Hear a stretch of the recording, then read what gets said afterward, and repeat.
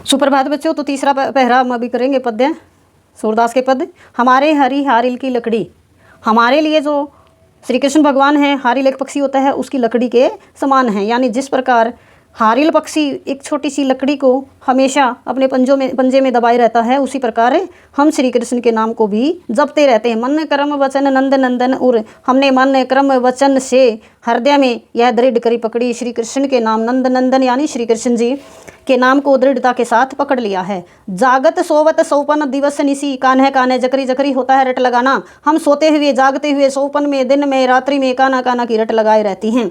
सुनत जोग लागत है ऐसो जो करुई ककरी, करुई कड़वी ककरी यानी ककड़ी।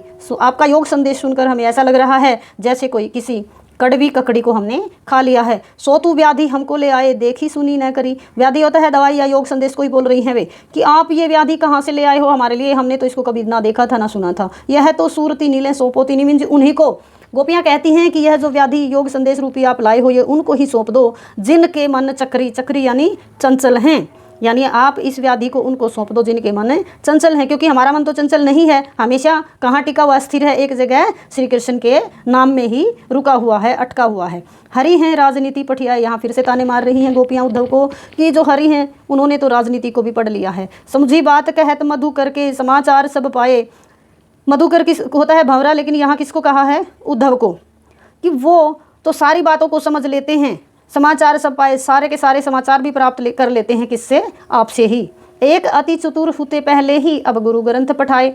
एक तो वो पहले से ही बहुत चतुर थे और अब उन्होंने गुरु ग्रंथ को भी पढ़ लिया है। बढ़ी बुद्धि जानी को उनकी जोग संदेश पठाए, उनकी बढ़ी हुई बुद्धि को जानकर जो अब वो योग संदेश पढ़ा रहे हैं। उद्धव भले लोग आगे के परहित डोलत धाये, परहित दूसरों की भलाई के लिए डोलत धाये दौड़ कर आते थे। हे उद्धव, वो पहले तो बहुत ही भले आदमी थे और दूसरों की भलाई के लिए दौड़ कर आते थे। अब अपने मन फेर पाई हैं चलत जू हुते चुराए, अब हम अपने मन को फिर से प्राप्त कर लेंगी, फेर पाई हैं फिर से प्राप्त कर लेंगी, जिसको चलत चले गए थे चुराए चुरा कर श्री कृष्ण जी।